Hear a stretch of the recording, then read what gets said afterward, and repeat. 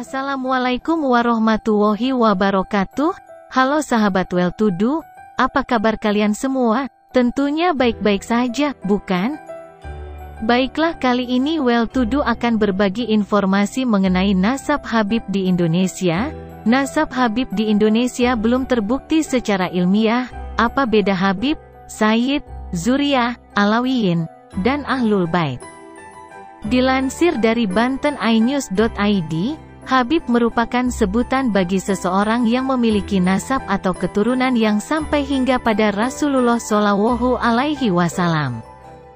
Penyematan Habib pada seseorang memiliki legalisasi atau sertifikasi dari sebuah lembaga atau organisasi Islam, yakni Rabitoh Alawiyah. Rabitoh Alawiyah merupakan lembaga pencatat keturunan Nabi Muhammad Shallallahu Alaihi Wasallam yang bertujuan untuk melestarikan silsilah keturunan Nabi Muhammad Shallallahu Alaihi Wasallam melalui Sayyidatuna Fatimah Az-Zahra. Rabitoh Alawiyah memiliki peran penting dalam melakukan koordinasi dan penegasan secara menyeluruh mengenai keabsahan silsilah keluarga mereka yang belum terdaftar. Dengan kata lain, Rabitoh Alawiyah akan melakukan verifikasi terkait klaim yang berkaitan dengan silsilah Nabi Muhammad Shallallahu Alaihi Wasallam. Namun, kini klaim bahwa Habib di Indonesia merupakan keturunan Nabi Muhammad Shallallahu Alaihi Wasallam mendapat kritikan mendalam dari Kiai Imaduddin Usman Al-Bantani dalam artikel hasil penelitiannya yang berjudul "Pengakuan para Habib sebagai keturunan Nabi belum terbukti secara ilmiah". Kiai Imaduddin Usman menjabat sebagai Ketua Komisi Fatwa MUI Banten serta pengasuh Pondok Pesantren Nahdlatul Ulum Cempaka Kresek, Kabupaten Tangerang, Banten. Ia merupakan kiai muda di lingkungan Nahdlatul Ulama yang sangat aktif dan produktif menulis kitab-kitab dalam bahasa Arab. Salah satu kitab karangan Kiai Imaduddin Usman adalah Al-Fikrah Al-Nahliyah fi Usul wa Al-Furu' Ahl Sunnah wal Jamaah.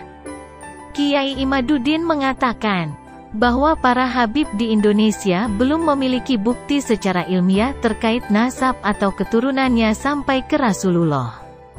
Saya berkesimpulan bahwa nasab para Habib itu putus dari baginda Nabi. Karena Alawi bin Ubaidillah, sebagai datuk para Habib, tidak terbukti sebagai cucu Nabi berdasar kitab nasab yang semasa dengan Alawi bin Ubaidillah, ujar Kiai Imaduddin Usman yang juga sebagai Ketua RMINU Banten kepada awak media. Kamis tanggal 13 April tahun 2023. Kiai Imaduddin menegaskan kepada para Habib yang merasa tidak berkenan atas hasil penelitiannya perihal ditemukannya nasab Habib terputus dari Rasulullah Shallallahu Alaihi Wasallam merupakan bersifat ijtihad. Kesimpulan saya ini ijtihad, saya tidak memaksakan orang untuk ikut pendapat saya. Jadi kepada para Habib, ya masing-masing saja, mereka mengaku sebagai keturunan Nabi, silahkan saja. Tetapi juga harus legowo kalau ada orang yang tidak percaya seperti saya. Berdasar kajian saya pada kitab-kitab nasab, tegasnya. Atas pernyataan Kiai Imaduddin Usman terkait putusnya nasab Habib di Indonesia, kini mendapat tanggapan dari para Habib hingga ada ajakan dialog ilmiah. Salah satunya datang dari Habib Idrus Alatas, Bekasi. Dalam unggahan videonya, Habib Idrus mengajak kepada Kiai Imaduddin Usman untuk bertemu mengadakan dialog ilmiah membedah nasab Habib secara ilmiah. Saat dikonfirmasi, Kiai Imaduddin Usman menyatakan pihaknya sudah siap atas ajakan Habib Idrus Alatas terkait dialog ilmiah. Rencananya, dialog ilmiah tersebut akan diadakan di Pondok Pesantren Al-Manar, Depok pada Sabtu, tanggal 15 April tahun 2023. Saya sudah siap, dan akan difasilitasi oleh Ormas DKMN yang diketuai Kiai Abdul Mujib dari Jakarta, ucap Kiai Imaduddin Usman. Selanjutnya dilansir dari geotimes.id, apa beda Habib, Sayyid, Zuriyah, Alawiyin, dan Ahlul Bait? terjadi pencampuradukan makna dan fungsi sejumlah kata Ahlul Bait, Zuriyah, Habib Sayyid, dan Alawi, secara sengaja ataupun tidak sengaja, yang bisa menimbulkan kesalahpahaman. Hadis Sakolain adalah sebuah hadis yang sangat masyhur dan mutawatir dari Nabi Muhammad SAW, yang bersabda, "Sesungguhnya kutinggalkan dua pusaka bagi kalian, kitab Allah, Al-Quran, dan itrahku, Ahlul Bait.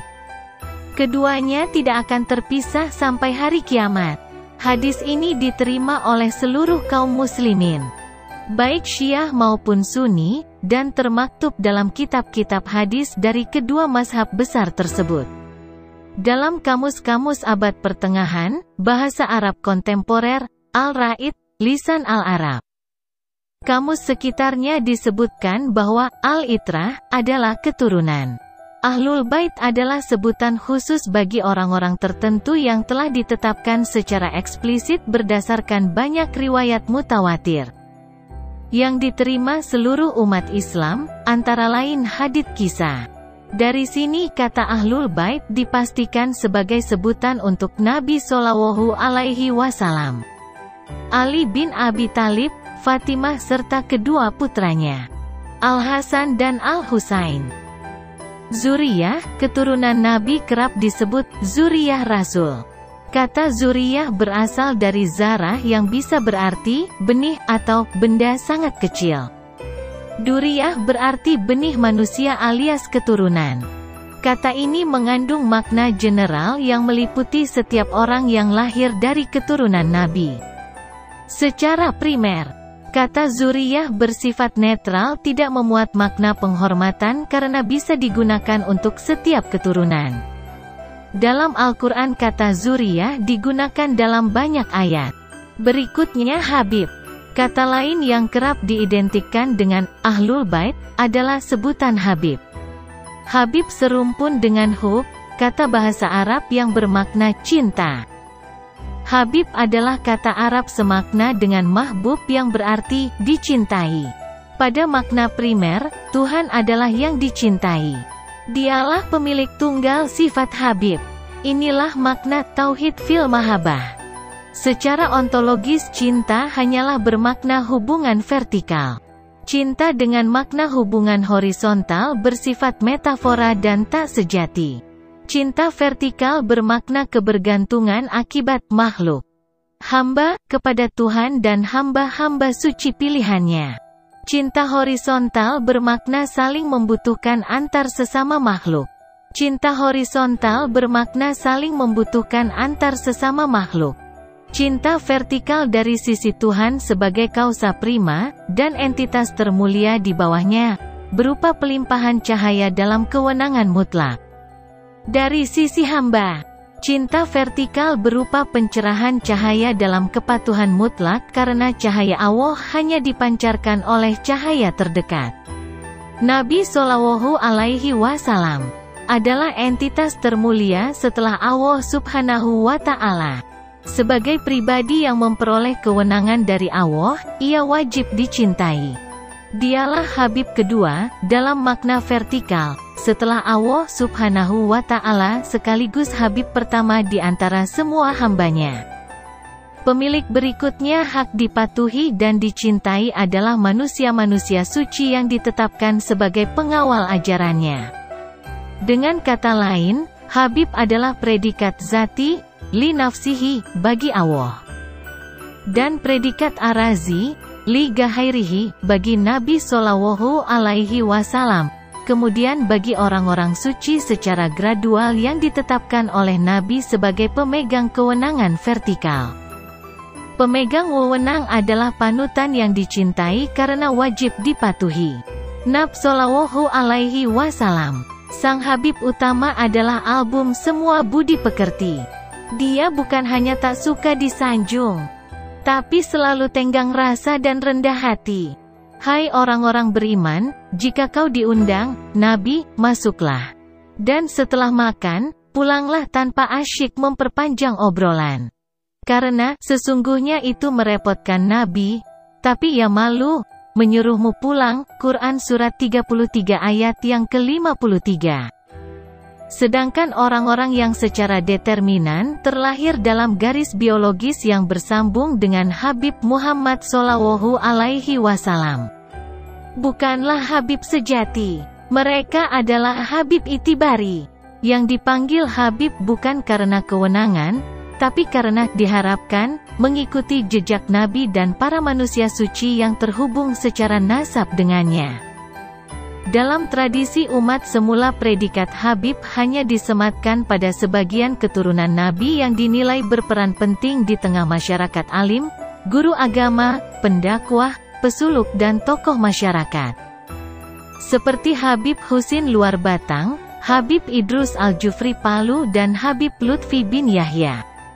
Artinya, tak semua orang yang dikenal sebagai cucu Nabi Shallallahu Alaihi Wasallam digelari dan dipanggil Habib. Dalam sejarah Indonesia sebelum dan setelah kemerdekaan, banyak tokoh zuriyah yang sukses menjaga kehormatan gelar Habib dalam pandangan dan tindakan. Masyarakat mencintai mereka karena keteladanan mereka. Tapi kini ia menjadi semacam gelar massal untuk setiap Alawi sehingga kerap menimbulkan kebingungan dan kesemrawutan. Berikutnya Sayyid. Serumpun dengan Habib adalah gelar Sayyid, sebuah kata yang berasal dari kata baku, masdar, siyadah atau kata kerja lampau sada, dengan fathah dan alif setelah huruf sin. Berarti, menguasai, dan memimpin. Karena penghargaan abadi kepada para tokoh Ahlul Bait itulah, setiap Alawi atau yang memiliki garis keturunan yang terbukti membimbing umat juga dipanggil dengan predikat Sayyid. Artinya, gelar ini bukanlah semata-mata penghargaan dan pemujaan simbolik, namun juga isyarat dan mekanisme alami untuk senantiasa mengingatkan mereka yang merasa berasal dari garis nasab Ahlul Bait untuk senantiasa mewakafkan diri sebagai abdi dan pemandu umat. Sayyid sejati sangat berjiwa rakyat, peka terhadap derita umat, dan pantang dilayani, apalagi minta disanjung. Penghormatan dan pengistimewaan umat terhadap para Alawi karena kontribusi dan pengorbanan mereka demi umat. Selanjutnya adalah Alawi. Kata-kata Alawi dan Alawiyin juga kerap dikaitkan dengan Ahlul Bait oleh banyak orang. Kata ini adalah kata nisbah yang dikaitkan dengan nama Ali bin Abi Thalib. Seseorang disebut Alawi karena lahir dari keturunan menantu Nabi, itu juga sebutan bagi orang yang dikenal sebagai orang yang meyakini Ali sebagai juru bicara Nabi Shallallahu Alaihi Wasallam, alias Syiah. Kini gelar-gelar mulia itu seolah menjadi sarana meraih kekuasaan dan alat mengais harta bagi segelintir orang yang tak memenuhi syarat keteladanan dan tak punya kiprah positif di tengah masyarakat.